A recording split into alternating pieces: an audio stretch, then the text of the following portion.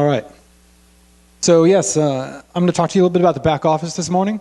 I'm from VirtualPBX, and CEO at VirtualPBX. I originally started as a customer with them back in 1998. We were one of the first cloud providers. Been around before there was a cloud, which is always making it interesting watching all of this growth. Met Darren years ago at KazooCon, well before Blue Box actually. Been watching him for quite some time. As I said here, we're the cloud before the cloud. We were pulling T1s from Pac Bell here in the Haight-Ashbury into a garage in 1998, and they couldn't figure out what we were doing. And we built our own generator system with soundproofing because the neighbors couldn't figure out what we were doing either in the garage. They kind of got it after we had a few power outages and we were the ones with lights on and our own little data center in the garage before we moved up into an actual data center. Private and profitable, no VCs. Just learned it the hard way, building technology on technology on technology. Today I was going to go into a little bit of a customer lifecycle in the back office. And what it is we all go out and deploy these wonderful systems in the cloud, jump on Amazon, deploy your servers, DigitalOcean, wherever you're going. But often making those choices how you deploy it, you need to look into customer lifecycle. Because if you can't get your customers, you can't keep the lights on. And after doing it for 15 years, well, we figured out how to keep the lights on. And this is the life cycle that we pay attention to every single day when we make our decisions of how we're deploying our technology and the companies we partner with and technologies we choose. And as you can see up there, acquire, onboard, adopt, growth, renewal, and churn. The two pieces that seem to get lost in the mix usually are the adoption and the growth. Everybody works hard to get those customers in the door, they sign up, and then a month later, all of a sudden, they're your competitor for some reason. You don't know why. You may get oh, well, we outgrew you. The adoption is a piece, and one thing that we've learned is analytics coming off your platform, which is something that Darren's team's done a good job at providing with the APIs they have, makes a huge difference in that. So I'm going to walk through a couple steps here, and at the end, I'm going to talk to you a little bit about how you wire it all together, or how we've wired it all together. So in acquiring, this is a typical sales model everybody's familiar with. Most of us in this market, with how competitive it is, look for the self-service option. Lowest cost of acquisition for your customers, obviously, but at the same time, if you want the bigger deals, you're going to have marketing, and you're going to have sales. And automating that process is a big piece of the pie. It's how you're going to get the growth you want and get those customers at the end of the day. And as Patrick mentioned yesterday, you know, competing against the big guys, AT&Ts, even for us, the Ring Centrals, getting those customers is hard to do. But you can do it if you automate everything and you pay attention to analytics and what those customers are saying. The next piece is onboarding. And again, onboarding, automation is a big key to it. It's something that you can do, again, coming off of Kazoo platform as well as your own platforms. And that's going to be a big difference in how well you monetize and drive profitability in your platform, in your business. In our business, automation comes down to wiring everything together with APIs and contacting them early, but not necessarily with people. You know, using tickles, little things that, hey, when they do something inside the platform, and this is something that Darren's team's done a good job with APIs on, is being able to send out automated little tickles to these people saying, hey, what did you do? Oh, you just added a DID. Great. Did you know we have international DIDs? Things like that. Oh, you haven't added a VoIP phone yet, and you've been with us for 2 weeks already. Well, here's a little tickle comes out from the marketing department saying, here's a deal on a VoIP phone, discount code, something like that. Self-service resources. Those are the hardest ones, and in Darren's case, that is the thing that probably is the trickiest part for competition to go out there. Building resources in the ever-changing platforms that we all have. Darren's team pushes out a new feature, FreeSwitch pushes out a new feature, all of a sudden you're going to offer it to your customers, and next thing you know, your engineering team's ready to push it, but your operations team hasn't documented it yet. And that's a big piece of what you're going to have to do with your team. Live support, and this is the place that I think is the hardest one for everybody to deal with, is Darren's team struggle with it, our team struggle with it, but we found kind of a balance there with live support inside the actual applications, and that includes the mobile applications. And that's a place that you'll get the most bang for your buck if you can answer the question there and not get the phone call coming into your team. And then check in often. That's a piece that's going to make the customer transition from someone you've acquired to someone that's actually now going to be a customer for a long period of time. And adoption. Did they actually adopt your platform? That's one piece that I think most people miss. Miss it in a big way. They signed up, you got the initial credit card, they're on your platform, they sent out your email, they got their credential, they logged in once. Did they ever actually make the transition to being your customer? We found that within the first 90 days, if they aren't using your system, they're gone. They may keep paying you. You may get that wonderful recurring payment of $9 or $20 or whatever it is that you're charging for that customer, and they forget to cancel the account. But if they're not a customer and they're not growing with you and your revenue is not growing. Oops. In that case, monitoring system use with analytics, the only way you're going to know whether they've adopted it.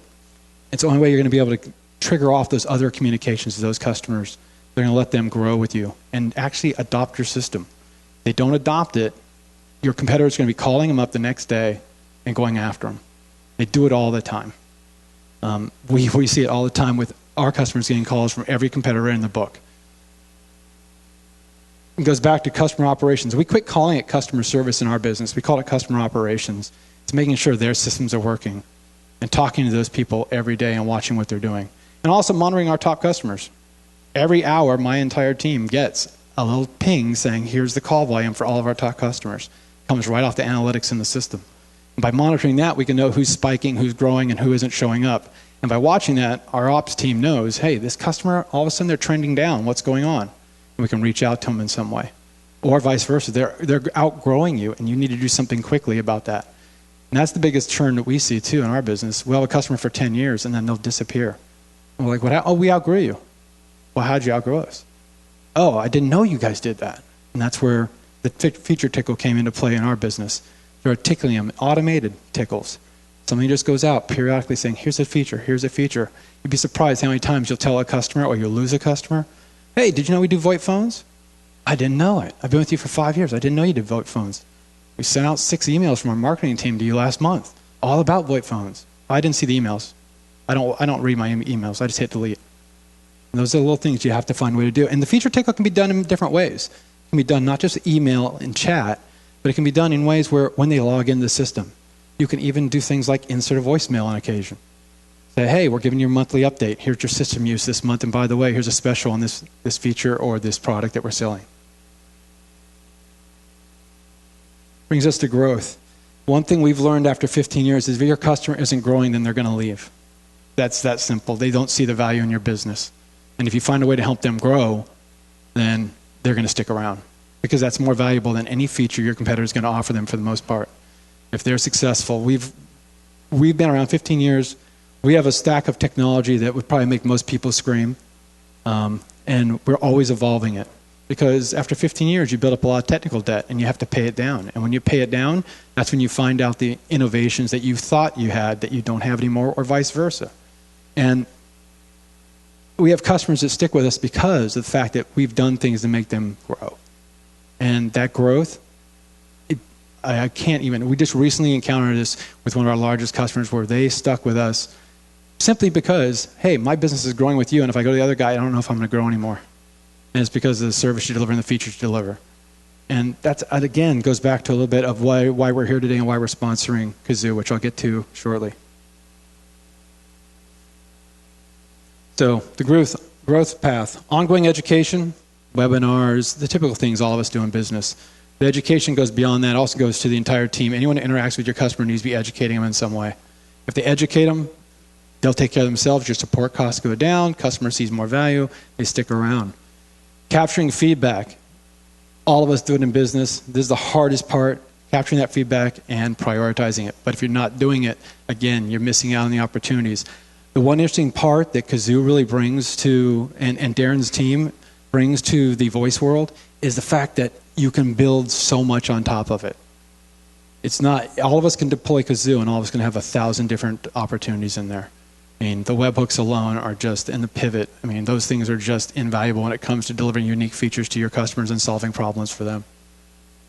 Back feature tickles, of course, and simple customer service things like recognitions on milestones, just recognizing a customer. Our marketing team did a wonderful thing where now on anniversaries, they recognize the customer regardless of how big they are. And those little touches right there make a huge difference in that. and account management. All these items up here that I have dotted lines on, those are all opportunities where you can automate too.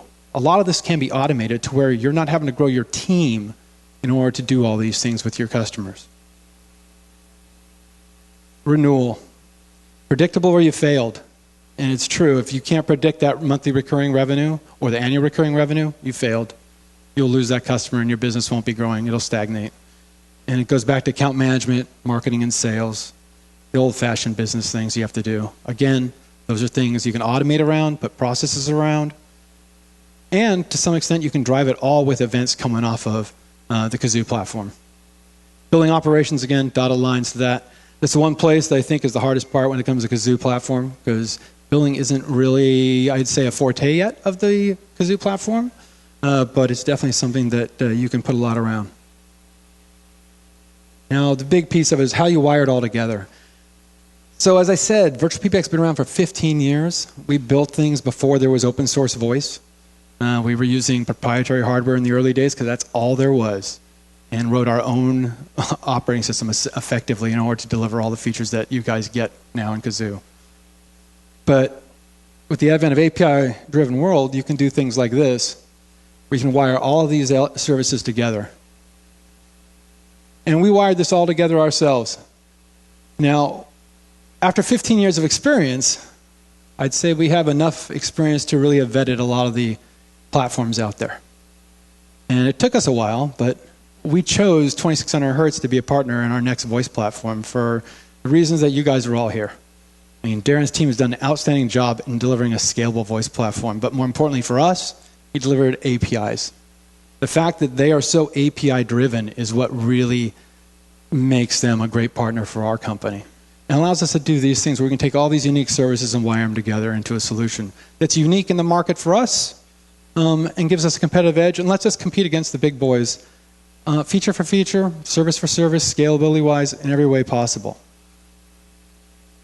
The one piece up here that really ties into the back office is the CRM and the billing platform.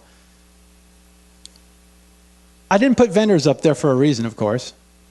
One, because the CRM is it's a group of services you have to wire together in order to get that done.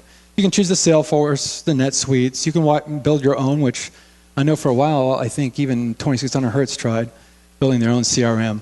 But the CRM really comes down to a little more than just your typical customer relationship management. It's also marketing, driving an automated marketing system, where it's MailChimp, Pardot, someone like that. You can take those and wire those up, and then what you do is you basically build a nice little integration with the APIs coming off of Kazoo in order to drive a lot of your automated marketing and a lot of your follow-up with customers. And capture all that data as they come into the system and the events that are going on. Same goes with Google. You can wire that right into the APIs coming off of Kazoo and capture analytics. We capture a ton of analytics on our system right into Google spreadsheets and in Google Analytics. Lets us see what's going on and track the actual volume of things for different customers and different metrics we want to watch. And the best part about it is I'm the COO and I can wire that up. It doesn't take an engineering team to wire that up because of the unique API structure that Kazoo's delivered, as well as what Google and the rest of them have delivered. Get that up there. There we go. Intercom, another great tool, one of many that you could choose. Intercom's unique piece, this would stay on, is that it only delivers online chat, but it also does it on your website, but it also does it in the mobile apps. So we've wired it into the Monster UI, in at least our version of the Monster UI. We wired it into our mobile apps, and we're wiring it into our website. And it lets us give us online chat. You got that?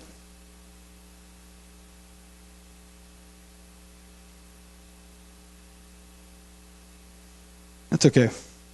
But that gives you a lot of opportunities. Plus, it, again, is an API-driven service, which lets us automate touch. So at 2 o'clock in the morning on a Sunday, when someone hits your website or hits something and talks to somebody, they hit a chat there, and that thing can throw out an API webhook across your system to your other services to notify someone then to take care of something, or to queue up a lead for your sales team, or to hit a support person. And it gives you a lot of opportunities, again, to wire this together and automate, which gives you a huge scale of efficiency. Got it okay? All right. Carriers, and bandwidth was up on that list. There's only a few carriers that are worth working with, in my opinion, when it comes to Kazoo. And the big ones are obviously going to be for outbound.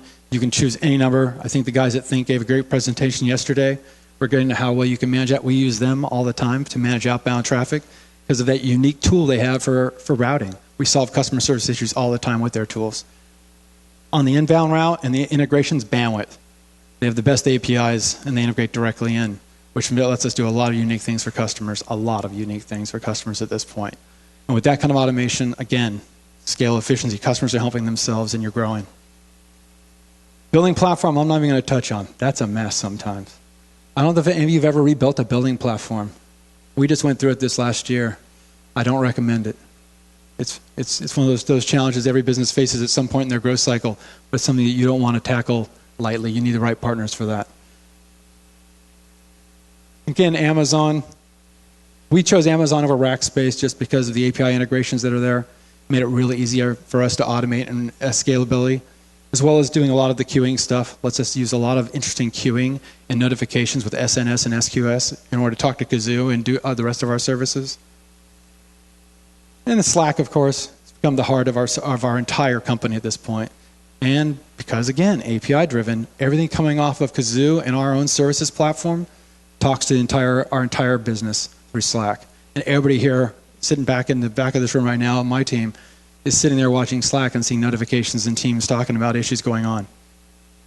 And all of this leads down and drives into the customers. But if you don't wire it together and focus on the operational efficiencies that you can gain with this, as well as the unique capabilities that come off the Kazoo platform, it'll take you a while. Darren's team was really eager last year when we started talking to him about us to just get up and running with it. And we tried to explain to him after 15 years of everything we'd saw how much we had to wire together before we could just get going.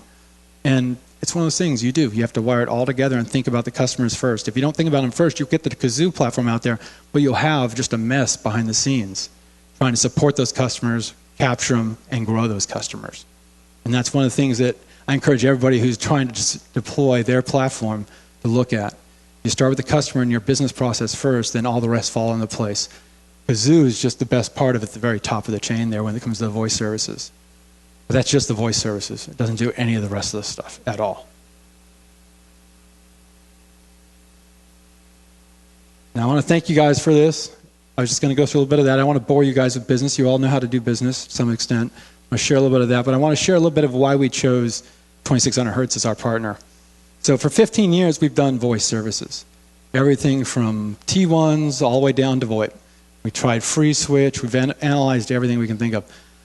Darren's team, watching what he did, meeting with them, meeting with Darren and Carl, meeting with James, some of their other engineers, we were blown away by the vision they had of where they're going with the voice. And it made us confident enough to say, after 15 years of building it ourselves with our own engineering team, that they were the right company to partner with for VirtualPBX. And we know a lot of other people are using it in our particular market and don't like talking about it, but we just want to throw our weight behind them a little bit because we think they have a great vision for where they're going. And we're confident that they're going to grow us to the next level where we're trying to get. We're actually launching them as our core voice platform here in Q4 of this year with everything you saw there plus a bit more wired up behind the scenes. And so that's just what I wanted to come up here and say. And I want to thank everybody here, especially Darren and his team yeah, for all the hard work they've done helping us get off the ground with their platform. And that's it. I'm going to keep it short. If anybody has any questions, come find me. I'll be back in the back of the room there. Thanks.